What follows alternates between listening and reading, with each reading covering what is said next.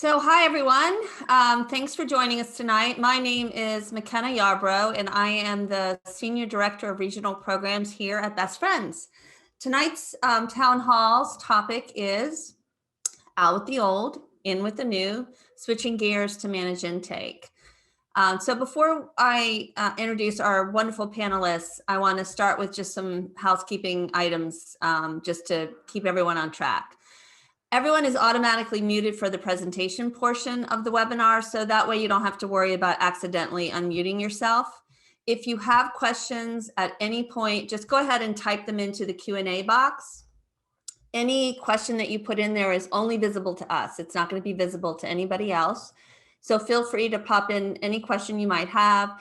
Periodically through this whole presentation, we'll keep an eye on it and we might jump to a question that's relevant to what we're talking about. We'll also have plenty of time at the end, I hope, to answer any questions that might pop up. And also, we're asking that you keep an eye on the chat. You'll find that's where we put links to items that we might be talking about and some good resources that we might guide you to. So keep an eye on that. And then also, those resources will be linked will be on our website with this program sometime tomorrow. So, and the last thing is that we are recording this. So again, this will be posted on our website at some point tomorrow so that you can share it out with others if you'd like to. I think that's all that I have to cover for housekeeping. So let's get in this and introduce our wonderful panelists. First is Michelle Dosson. Michelle Dosson is the Bureau Manager of the Norfolk Animal Care and Adoption Center. Welcome, Michelle. Hi, everybody. Thanks for having me. Next up is Jill Mollohan. Jill is the Associate Director of the Lynchburg Humane Society. Hello, Jill. Hello. And I have to tell everyone, these are two of my most favorite people on the whole planet. So I'm so happy they're here. So I'm going to actually start with Michelle. So Michelle, when did you start in Norfolk? I started almost a year ago. So in the middle of February, end of February will be 1 year. 1 year. Okay. And so Norfolk, the agency that you are running is a municipal shelter, correct? Yes. Yeah. Okay. Yes. So tell us about when you started this managed intake program. And do you call it managed intake or do you call it something else? We actually call it coordinated entry. We did some thinking, and this is actually a shout out to a good friend of mine who runs Joint Animal Services, Sarah Hawk. She calls it coordinated entry because it makes a bigger connection between human support services. And the one thing that I keep telling my team is that, we've got to remember the connection between human and animal services. So since it was a new program altogether, we just went with coordinated entry. I like it. Yeah, I like it too. I mean, I like it. I like all the, whatever you call it, just do the thing, right? And we started formally we just finished up 6 months actually. So it's been a very short tenure. We started tracking data from June to December, and we've got all that. So it's new. Well, so tell me, obviously you didn't just jump right into the program.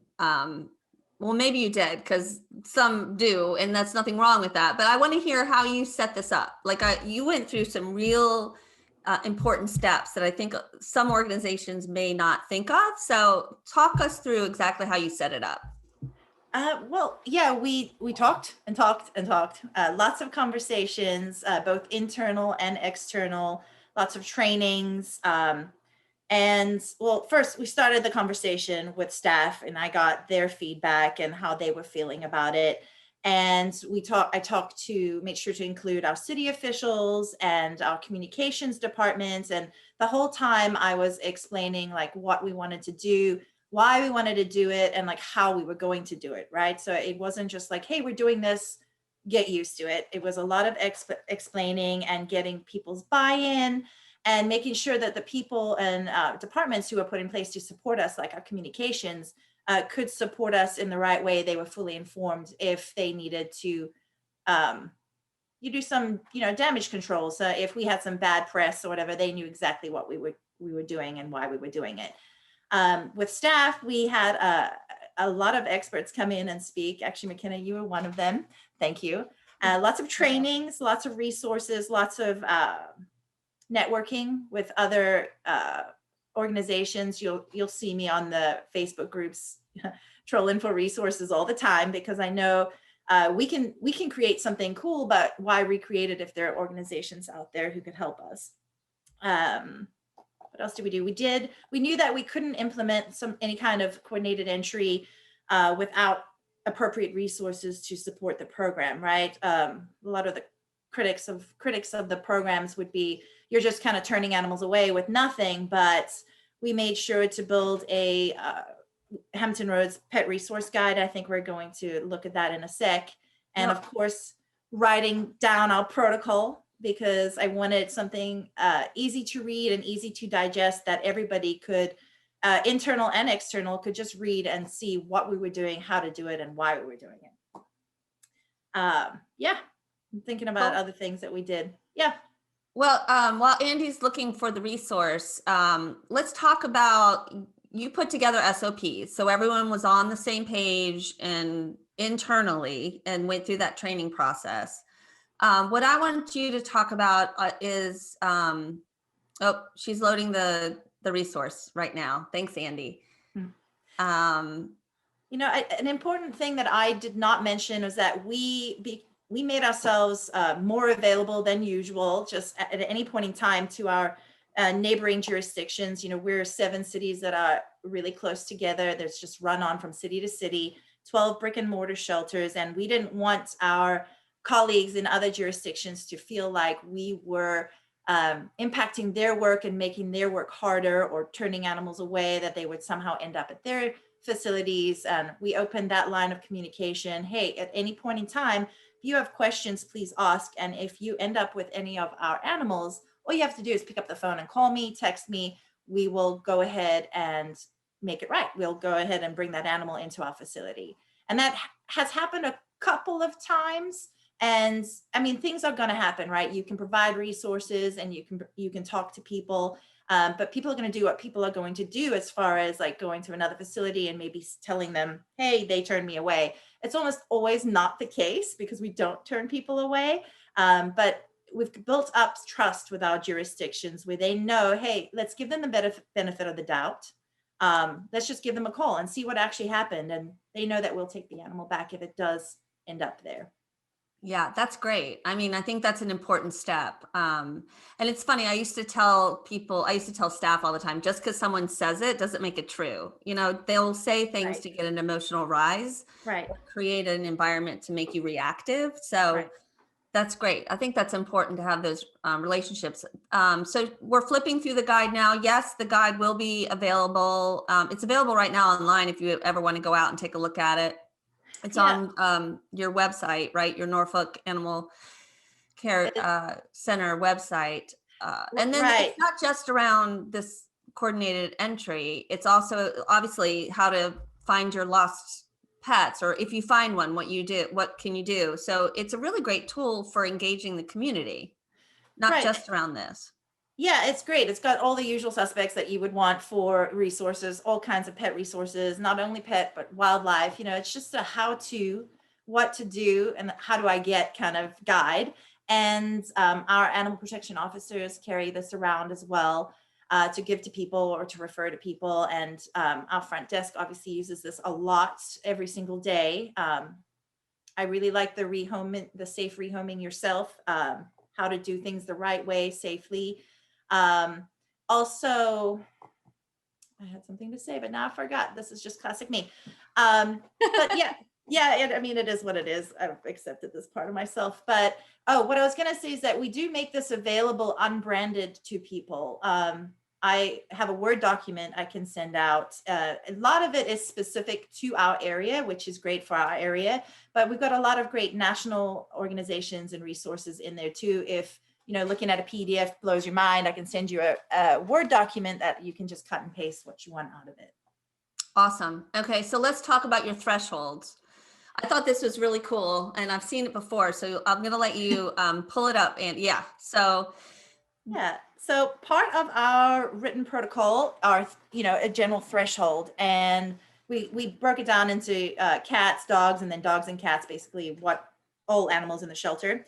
But it's not meant to be a black and white, hard and fast rule. It's always going to be fluid, right? And always dependent on like a case management approach, having conversations with people as they come in and finding out what they need, because it's even if they don't fit into any of these thresholds, or if your shelter's at a certain capacity, it's all about that conversation.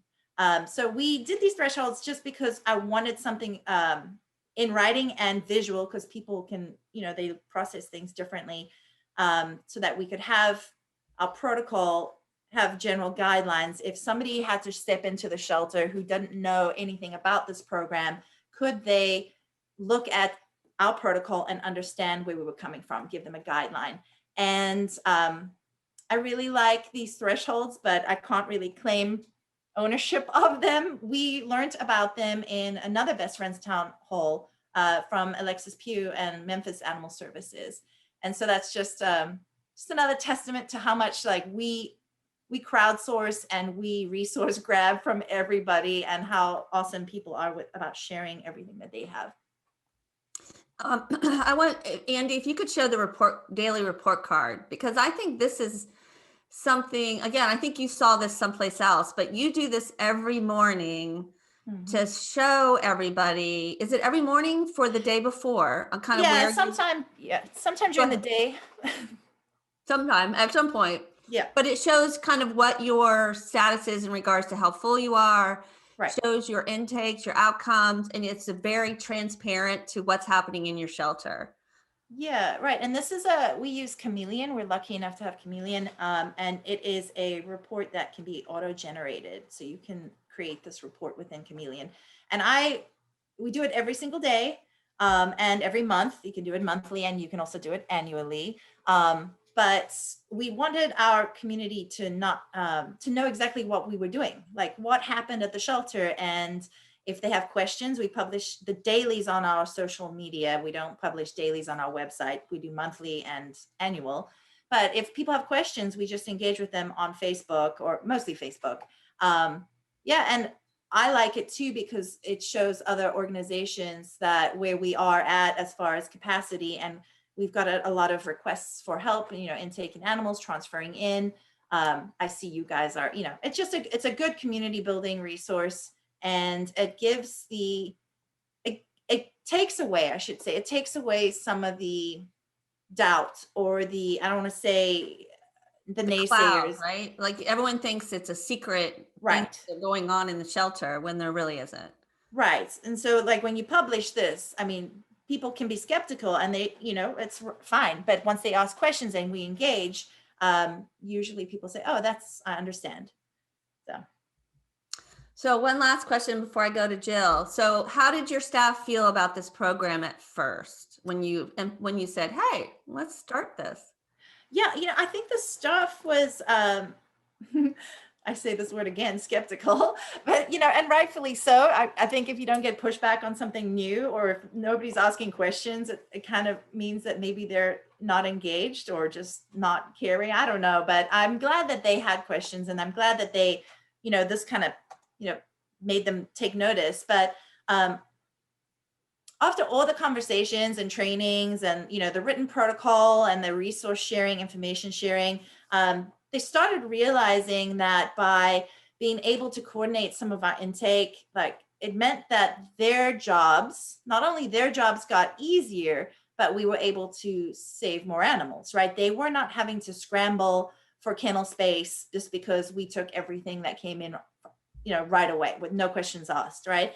So historically speaking, I know this, I was not there, but multiple staff have told me that, they've had to make really tough decisions in the past in order to, make space. And they haven't had to do that at all in the past year, but especially since coordinated entry started.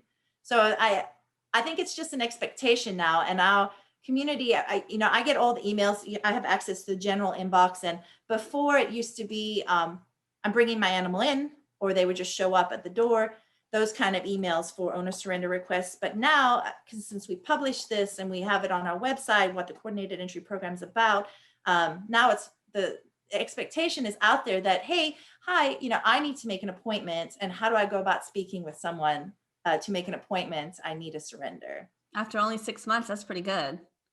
It's pretty Yeah. good. Our community has been pretty incredible and really receptive to this. So one of the questions I'm being asked in the question box that I think might be important, I'm going to let Jill answer this one. And so what we're also going to do, just so everyone knows that's listening in, I want Jill to talk about her program, how it got started and so forth, because the Lynchburg Humane Society has a pretty well-established one. But I also am going to have them walk through what it is, what this program is, so that you have an understanding of what they're referring to. And if someone calls in looking for help with their pet, like, what are the steps? And the hope was that you all can walk away from this with clear ideas on how to get a program started. So Jill, I'm going to let you answer that. So what exactly is managed intake or coordinated entry? Like, explain what it is. I should have done this to begin with, so I apologize. So our managed intake is actually a little bit different than what Michelle was talking about, but it started out exactly the same way. And basically, we are putting the responsibility sort of back on the pet owner, and it allows us to basically not control what's in the shelter. So that's exactly what Michelle was saying. But we're asking people to wait, or we're asking people to take these resources. And that's basically what managed intake is to us, is we are controlling what comes in the shelter and when, so we don't have to euthanize for space. And it frees you up, right, to deal with the more critical situations, because you're helping owners through rehoming or providing them the resources they need. Right. And so if we get in a hoarding case, we can certainly kind of stop intake a little bit or really slow it down as much as possible. And that is an open communication with the pet owners as to why we are doing that. Perfect. Okay. So when did Lynchburg start their managed intake? 2009. We had a new executive director. Our facility never had an executive director. We had a new executive director who brought wonderful new ideas to Lynchburg from Charlottesville, Virginia, and from Richmond, Virginia, two of the places that she worked previously. So we had that in her toolbox. What I'm not telling you is that was Makena Yarbrough. She was our first executive director, and she did start this program in Lynchburg. So we've been doing it for a really long time now. Yeah, it's been a while. And so if you remember, I'm sure you do, because you were around, maybe not in 2009, but you arrived in 2010, Jill. Right. And just so everyone knows, Jill has been running this program for the last, 5-6 years for Lynchburg Humane Society.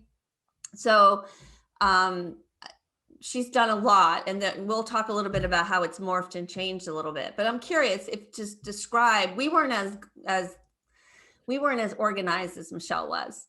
We weren't as organized as Michelle was. We weren't as sophisticated as Michelle was.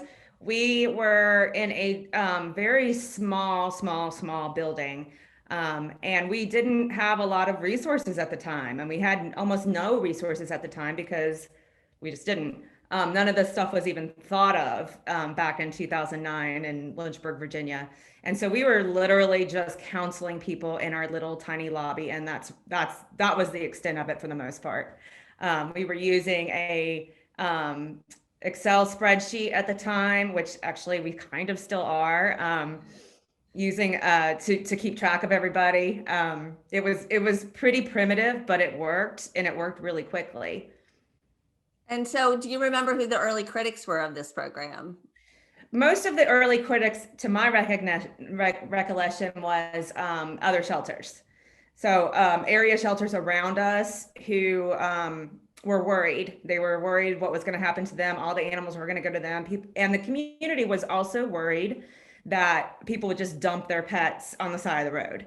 So, and Makena mentioned a minute ago that how, I think you mentioned, maybe not, stats and how important those are. And so we kept stats, and we'll talk probably way more in depth on those in a little bit, but to prove to those naysayers and those people that were the critics that those things weren't true. And so we could really show that information. Okay, so it's a long-standing program. Can you share what's changed over the years? Like, what changes have you implemented, improvements have you made? The biggest improvements that we've made is gathering more and more and more resources, and increasing our staff and our training of our staff, and teaching our staff not to be judgmental, and the way they speak and counsel to people. And what that has morphed over the years is a lot of resources that we're able to offer. I mean, we are able to offer so many resources, at least for people to hang on to their pet long enough. But usually they hang on to their pet long enough to rehome them themselves safely. And that's what our program has actually morphed into. And we really only refer to it as our rehoming program at this point. And of course, we're going to take things in on emergencies, all of those things, but people actually call us now, and they're not yelling at us about that we're not taking their pet. They're saying, can you help me rehome my pet? So it's become a way of life in our area, and they know. And it's also become very known in our extended community, where we have people from other areas asking to bring their pets to us because they know they'll be safe, and they're willing to go through that whole process. So you're the Lynchburg Humane Society is the contracted humane organization in the public shelter for Lynchburg City. Right. Just so everyone knows. So they're a contracted humane society. And then it sounds like to me, so if someone lived 3 counties away, you all would take that owner surrender in as long as they're willing to wait. Is that how it works? Yes, and we're also willing to offer them those same resources. We're willing to, help them rehome. We're willing to take that pet in if it's an emergency. Okay, so you both have talked about stats, right? So let's just jump into stats real fast. Michelle, what are the stats that you actually keep? Like, what are you tracking? Well, the data that we're tracking, like how many animals were requested owner surrender, how many ended up at the shelter, how many were mitigated. But we're also, so those kinds of data, that kind of data we're definitely keeping, but we're also, Jill talked about an Excel spreadsheet, and Lynchburg actually helped us with our Excel spreadsheet. We track everything, and we keep all the requests that we get in, what the situation was. I think I sent you, I don't know if we're looking at the image, but, animal info, owner info, the resources that were provided, what happened on like the 4-day follow-up, because we don't just set an appointment and like set them off into the wild. We check in with them midpoint, and it's typically about a week out. What the results were. What else do we track? Well, Jill, I know what you track because you created it. Hate to say it like that, but I'm curious. I mean, you've been doing it for 10 years. What are the stats showing us? Like, what are you all seeing as trends in regards to the amount of animals that are being rehomed or kept or? Right. We have consistently seen a growth in the amount of animals that are either kept or rehomed straight from their home and don't enter the shelter. And we do kind of obviously kind of the same thing that Michelle does as far as what we keep track of. But in 2020, we saw over half of the pets that came, the owners that came to us, over half of those pets were either kept or rehomed. So that's cutting our intake down by 50%. If you look at it that way, as far as owner surrenders go, which makes a huge difference. And throughout the years, since 2009, it's just steadily increased. And this year we have a goal of 60%. So we're going to keep on trying to increase that in any way we can. And we learn so much from those stats that we review every month, every day sometimes. And we keep those same types of information with that Michelle just mentioned. And one of the most important things that I think that we keep that has helped us a lot is, how many times that we have contacted that person, and we literally keep track of every single message. Like, we left a message, we talked to these people and we offered them this, and here's how it's going right now. And another really important thing that we keep is how many of those pets ended up at other shelters. So we know that information. We know that that's not really harming the other shelters. And that's an extremely good stat to keep as well. That's good. And do you all, have you all seen an increase in abandonment at the shelter? Like the myth is that people will start leaving animals at your shelter if you're not taking them in right away, or they'll, let them loose in the streets. Right. So just like everyone else, we'll see, occasionally abandonment at our shelter, but it has not increased at all. If anything, I think it has decreased. And then we also saw the other shelters, especially when we very first started this program, we saw the other shelters intakes go down as far as strays go, because that was definitely one of the things that we worried about was, people are just going to let their animals go. And we did not see an increase in strays. What about you, Michelle? Well, we are, 6 months in, so still growing the program. Our data isn't as cool as 50% intake, but we've got about, of all of our intakes combined, we've mitigated about 7% of the total shelter intake. And for owner surrenders, it's right about 40%. So all the owner surrender requests, 40% are being rehomed by their owners. So we will continue to try and improve on that. But we actually, like in the last 6 months, we haven't had any animals abandoned at the shelter. So we're 0 for 0 right now. Hopefully that continues. But, if it does happen, we will have to just, case management approach, look at what happened, why it happened, how it happened, and do better. We're always looking for ways to improve. And, it's okay to have mishaps and mistakes along the way, as long as you take steps to improve your process. So real quick, I want to go through exactly what is the process. So I'm someone who has a puppy that has just chewed up my shoe for the last time, and I'm very frustrated and I don't know what to do. And I call. Who wants to start? Well, what happens if I call? Michelle. Okay. Well, I will talk to, those non-emergency, non-exigent circumstance calls, right? So those animals are always coming in immediately. But the ones where the owners are able to hang on to their own animals safely, it's really, we don't put the owner surrender appointment requests on our website. We don't make it available for people to just go ahead and click that button and, no mess, no have to make contact with us. We really want that conversation to understand the situation. And dependent on the situation and what our threshold is at the capacity at the shelter is, we will schedule out typically 1 to 2 weeks with an appointment. So nobody leaves without an appointment. But in the meantime, they're sent home with the resources that, the whole resource guide, but really highlighted what their issue is with the animal, right? With keeping their own animal. The conversation goes do you actually, we're trying to find out what the problem is and can we help you with it so that you can keep your animal. A lot of people come to us already devastated. We've all seen the emotions running high in the front lobby because they think that is the only thing, that's the only way that they are able to save their animal because it needs XYZ, or, they're not able to afford it because of XYZ. So really having those conversations and figuring out what the actual issue is.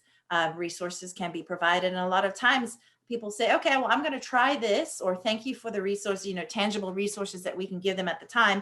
and they go home with their animal without an appointment.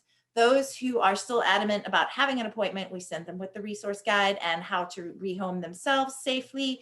And we check in with them at about 4 days after the appointment is made, and then midpoints again, just to check in. Hey, have you been able to do what, rehome your animal, or how's it going? What can we help with? And so it's constant check-ins, like Jill mentioned, and we record all of the interactions and all of the conversations, because it's good data for us to have so that we can improve. And it's also, you track those things because when people want to criticize your program, you can say, hey, this is exactly what happened. Always be keeping that data so you can look back on it.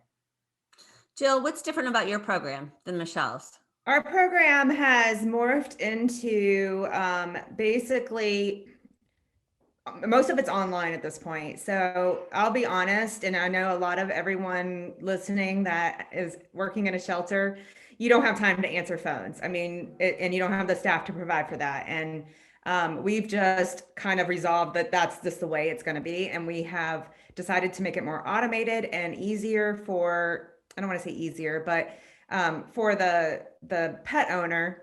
But we've also found that by doing that, it gives them a chance to reflect on what they're doing. And it's not a knee-jerk reaction like Makena's example of my puppy just chewed up my shoe for the 3rd time and I'm sick of it. So there are a lot of knee-jerk reactions, just like, I'm just done, I can't do this anymore. And it has worked in an interesting way by making it more automated. And almost When you say automated, they go on the website and there's a simple form for them to fill out some basic information, right? Basic information. So that's what happens with us. So we have on our website all the resources that we have available. And obviously we have some more that, just depending on their specific problem, they can read through that. They can read through a lot of different behavior issues. It's a whole resource page.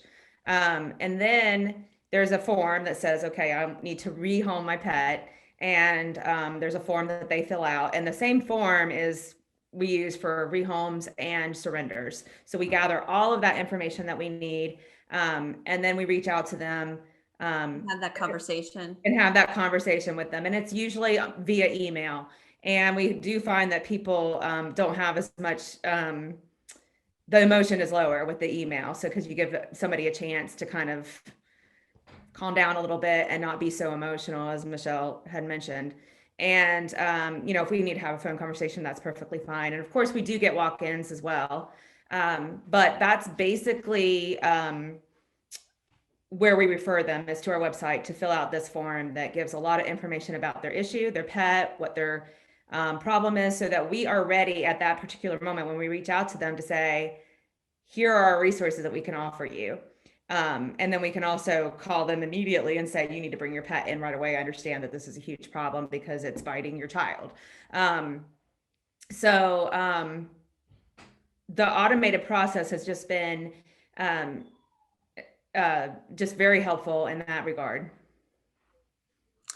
So one of the questions I think I'm hearing is, what kind of like software systems are you all using? And so we'll start with that. Like, how do you set up an appointment, Michelle? We utilize Waitwhile. I know we have the paid version. It's very affordable. I could be lying, but it may be like $60 a year. I mean, sorry, a month. Maybe I could be lying about that. Sorry? I said, I think you're right. Yeah. Okay. So yeah, it wasn't a significant amount where we had to go through, putting out a bid or anything. So we got Waitwhile, and so people can schedule on that. That's how we schedule people to come in, and we can also see who's coming in, so that we don't overschedule for that day. We have certain amounts allowed on X days. We typically schedule our surrenders to come in. We don't have an on-staff veterinarian, so we schedule them the day of or the day before. Our veterinarian is going to do rounds, so we can make sure that if we do have anything pop up overnight, that they get seen in the morning. And of course, if they have issues when they come in, they get sent to a emergency veterinarian. But yeah, so Waitwhile, and then we use Chameleon for our shelter software a database, and then also just Microsoft Office Suite. So we use like Excel. If we had Google, it would be like Google Docs. Okay. And Jill, what are you all using? We actually just use Google Calendar, which we have for years and years and years, and it works well for us. We do use Waitwell for other reasons, but we've stuck with Google Calendar for our appointments. And I did want to point out that we don't give appointments right away, usually, unless it's, like I said, emergency or it has a deadline on it. We put them on our VIP list, which is a very important pet list. And it's just a very nice way of saying our waiting list. And that's where we check in. But that's probably the big difference between Norfolk and Lynchburg Humane Society, is that we don't typically make appointments unless we feel like that is necessary, or that helps the pet owner really feel like they have an end result. Yeah, Jill, that is a really good comparison. And I will say that part of my vision of the program has been guided by what my city officials thought about it as well. So it's really important to get their buy-in and their support. And part of that process with them is that they really wanted, they didn't want people walking away without an appointment. So it's not the ideal version that we envisioned, but it was a small compromise. And I think compromise is really good when it comes to being able to get things done, right? If that is the thing that's going to prevent you from implementing a new program, but it's really important to be able to compromise and That's a really good point. Yeah. No, I like that, actually. Okay. We're all in different situations. Sorry, Makena. We're all in different situations and different types of organizations. And that makes total sense as far as, you have city officials to answer to, and you need to make those compromises. And if that's the only way you can do it, that's a great step in the right direction. Yeah. Okay, so I do have some questions here that I want to pop up. One is, there is real stigma to having uneducated people rehome their own pets for fear of the pet's welfare. How is that working statistically? Anybody want to jump on that one? I'll jump on that one just because we have a very comprehensive sort of rehoming guide that you can find on our website that goes through the entire rehoming process and how to do it and why you should do it and how you should do it, all of those things, every single step. And it makes it very safe and easy for the pet owner. But we have found that also the people that come to us, and I think that this is the case for most shelters, when they come to us and they want, sorry, my dog's trying to get in, and they want to surrender their pet, they're not necessarily looking for that really quick way of rehoming their pet if they're really into that. Otherwise they would have done it on Facebook or Craigslist without even contacting us. So we just educate on how to do it properly. Right. And I think, go ahead. Sorry. No, I would have to say, the question is a really good question, but also I would like to challenge people to broaden the way of thinking that, people aren't uneducated. It is our jobs to help them understand as subject matter experts and not to judge them or dismiss them that they are not capable of doing something.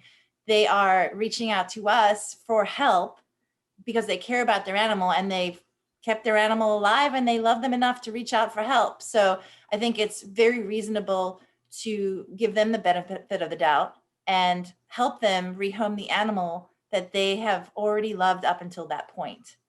So it's more about inclusivity and being open to people not having the same types of expertise as we have, but providing resources that would guide them through that process. Yeah, and I'd like to add to that,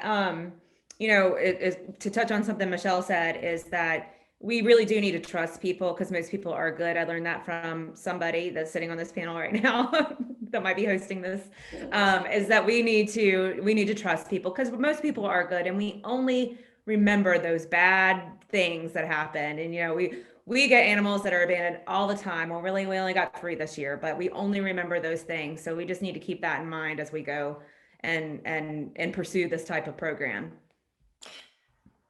Last thing, but also just elaborating on that, like, what are we afraid of, right? Have cruelty cases gone up? Have neglect cases gone up because all of a sudden people are rehoming their animals? We know that, we know that there are myths and talking about stigmas about certain websites and rehoming. And one time a dog got rehomed on X websites and then it ended up in a dog fighting ring. I mean, what are the actual stats on that happening? I'm talking about actual data when you work with animal protection or animal control on cruelty cases or dog fighting rings. Every community is different, I will say that. And every community has different and similar challenges. So it's really about what's best for your community. And if you have, a lot of dog fighting concerns, actual concerns where you have cases through animal protection or animal cruelty, then that's a different discussion. But it's typically not the norm to have those types of high level concerns of people rehoming their own animals. That was a really good discussion. That was a great question then. Okay, so I have a few more questions here. Do you find that some good Samaritans, I feel like I have to put my glasses on. I'm so sorry. I'm older. Do you find that some good Samaritans that might have taken in a pet are hesitant because they think the shelter will not accept them? No? I mean, no, we have a finder foster program. I'm sorry, but we don't have, I'm not really understanding the questions. Like, they may not bring them in because we have a coordinated entry program. Like, strays are not coordinated entry, right? So Right. if you find a stray, that's immediate intake. Correct. But if you want to keep it and foster them during the mandatory holding period, we go through that process and file a found report and catalog and get that animal on our websites. So we never say no to a stray because that's what we are there for, That's a good point. I'm glad that question came up because I do think some people it's a myth that we don't take strays in right away, but that's our job, is to help those animals that need help, that don't have owners. Okay. Next one is where do you track all those conversations? Is there a system that you use, Michelle? It's organized chaos. It's in a big spreadsheet that we all have access to. Do you, either one of you record the interactions? Like voice record? Like you record all the phone calls coming in? No. Okay. I mean, we record a lot of our phone calls coming in, but not for that purpose. Okay. You just in case. Okay. In case, yeah. I guess that's more prevalent nowadays. Okay, so the next question for Norfolk, what database do y'all use? Any advice on how you set up a daily report so it's quick and as nice looking as y'all's? She must be from the South. Yeah, lots of advice. Just make sure that okay. So how do you set it up? Do you get Chameleon to help you with that?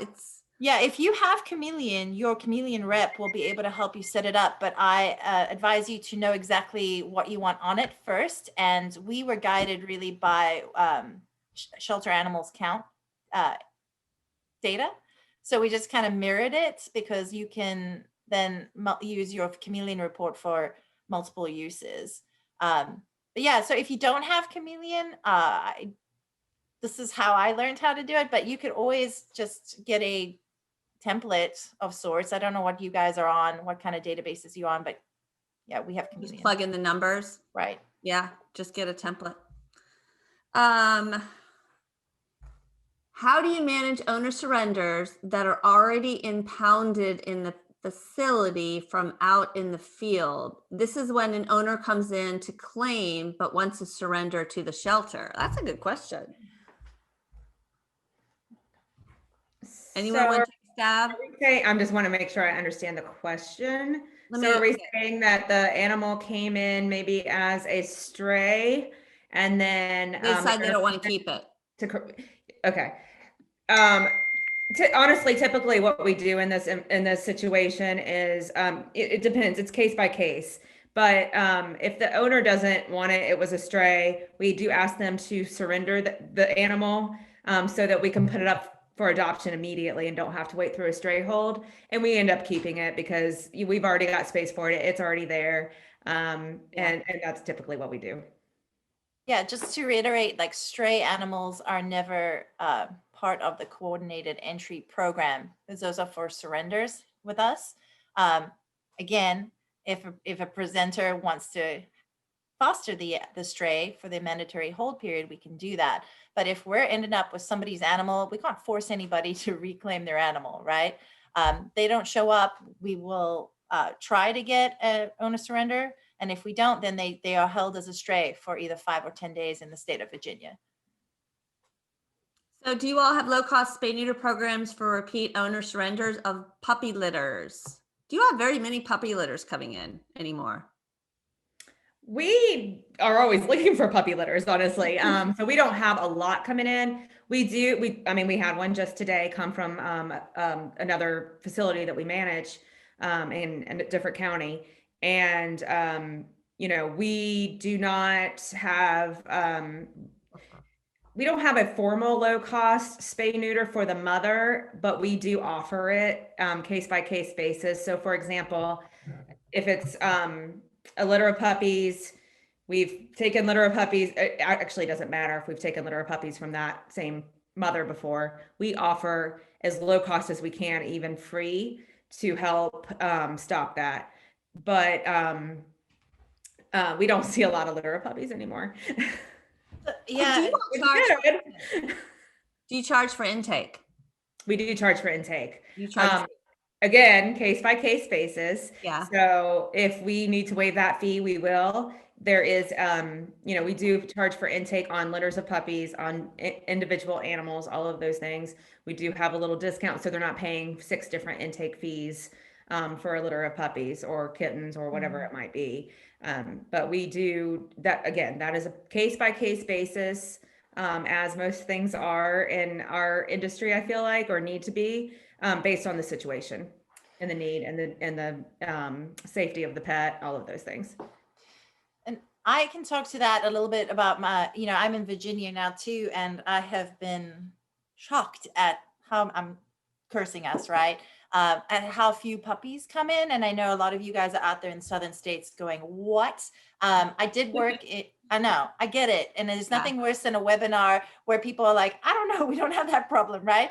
But I can relate from my time in Texas where, you have puppies. It's just puppies. There's no season. It's just puppies.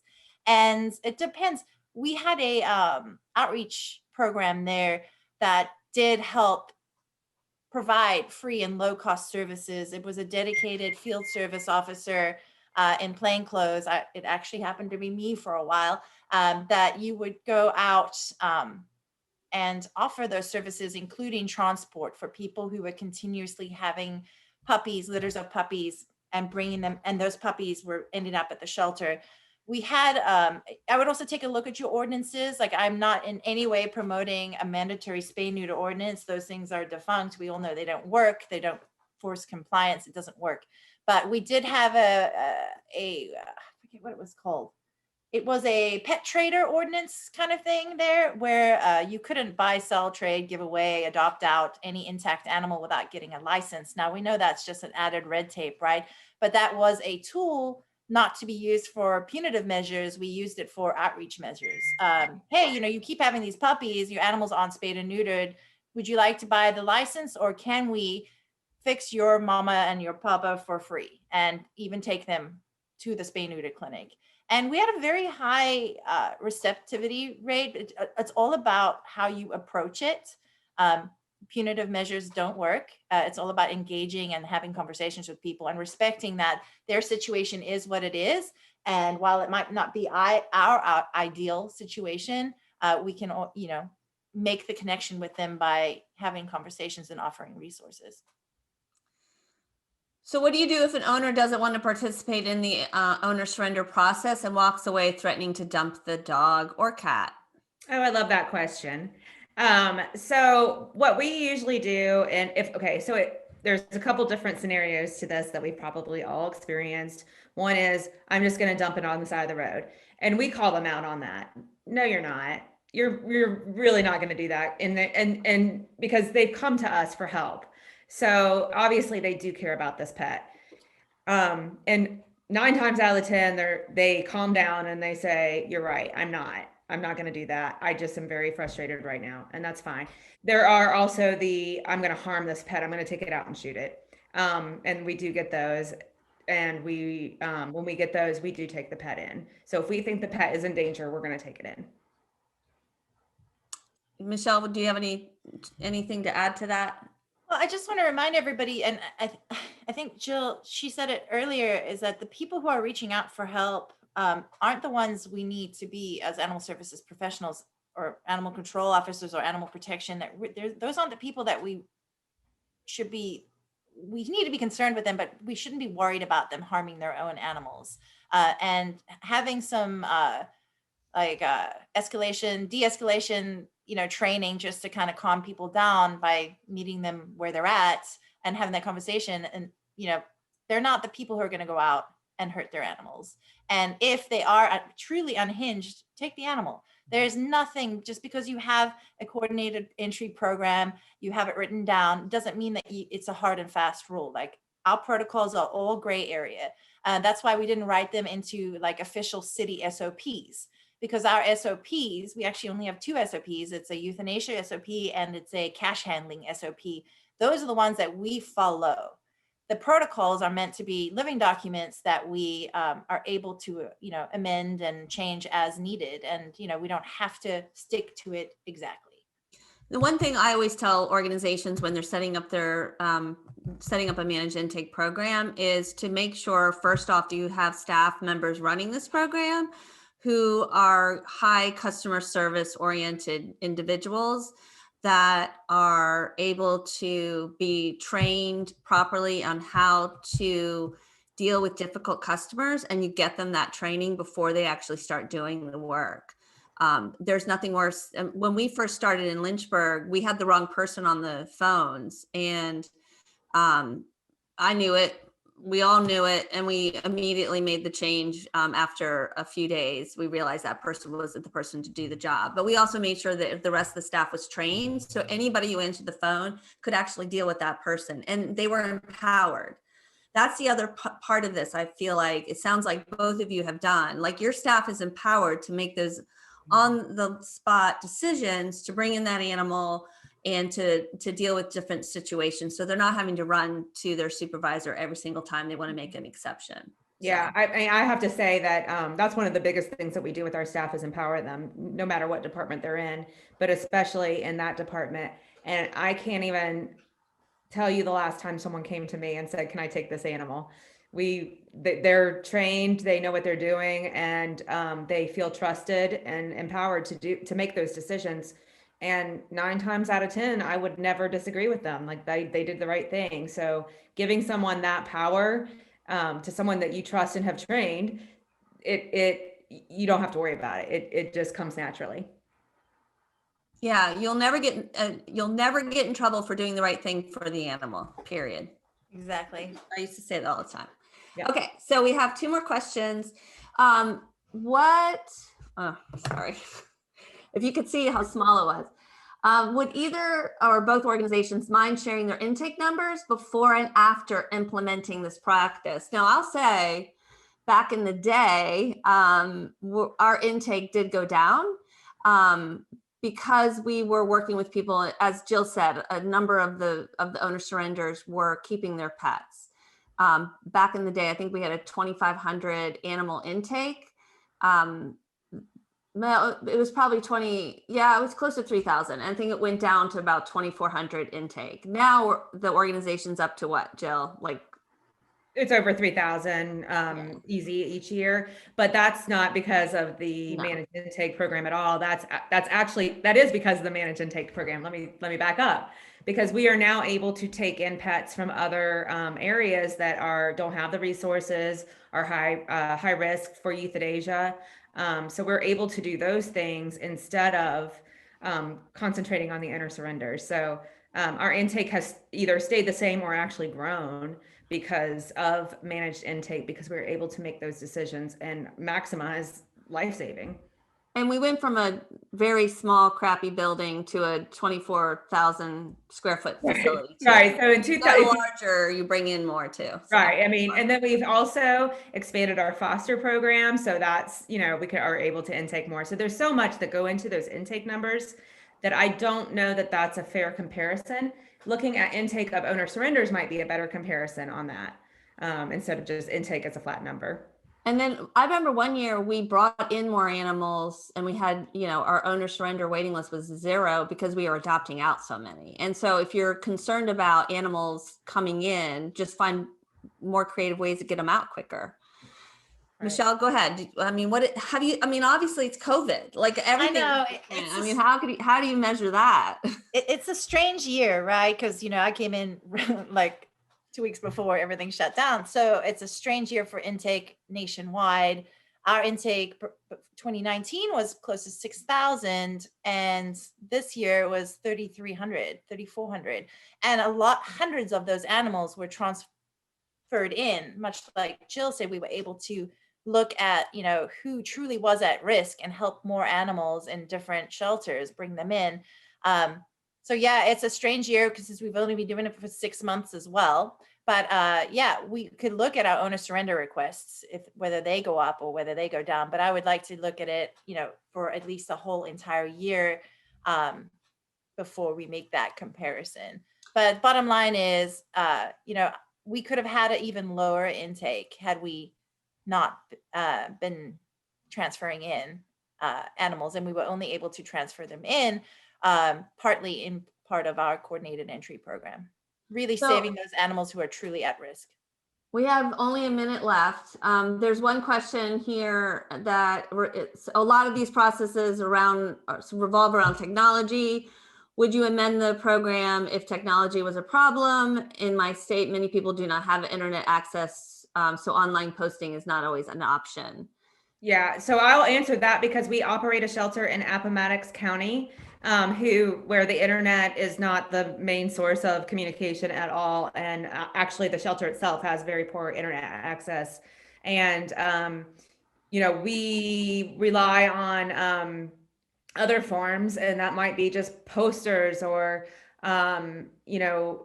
bulletin boards and just the kind of the old school things that you think of that you would have done, 15 years ago before internet was really, really prevalent. But it has had a huge impact on Appomattox County, which is super, super rural. And it's worked just fine there. It's worked just as beautifully as it has in Lynchburg.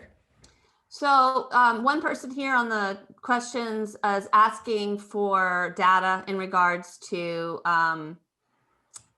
pulling together some of the stats and so forth. So I'm going to suggest that both Jill and Michelle are open to people contacting them, right? Like you're an open book. I know, Jill, you're helping a number of organizations with similar programs. Michelle, that used to be your full-time job at Best Friends. Yes. So please feel free to reach out to them directly. I'm sure we'll have email addresses so you can reach out. So that's my suggestion there if we haven't answered anything for you tonight. The only other question I want to throw out, what if you don't have staff to do this?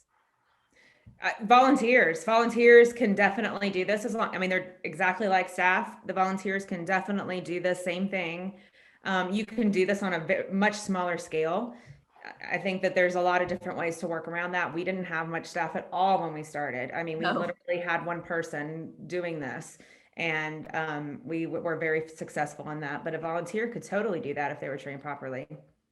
Yeah, and we didn't get any additional stuff to do any of these additional new programs that we implemented. We just looked at what we were prioritizing and reassigned people to what they were going to be focusing on for that day. And it doesn't have to be every day. If you can do coordinated entry triage 3 times a week, that's what you do. But we just kind of had to make it work. But we definitely didn't get any additional personnel. Well, those are really all the questions that is out there. There's one on temporary foster programs for pet owners that are just needing temporary help. Do you all do those? We do those. And Alex, if you want to contact me, we do that all the time. And it's super, super successful. Okay. I think that's it. It's a wrap. Thank you, everyone. I hope that those that were here were able to take home some ideas to implement your own shelter. Feel free to reach out to Jill, Michelle, or best friends. We're all here to help. Thank you.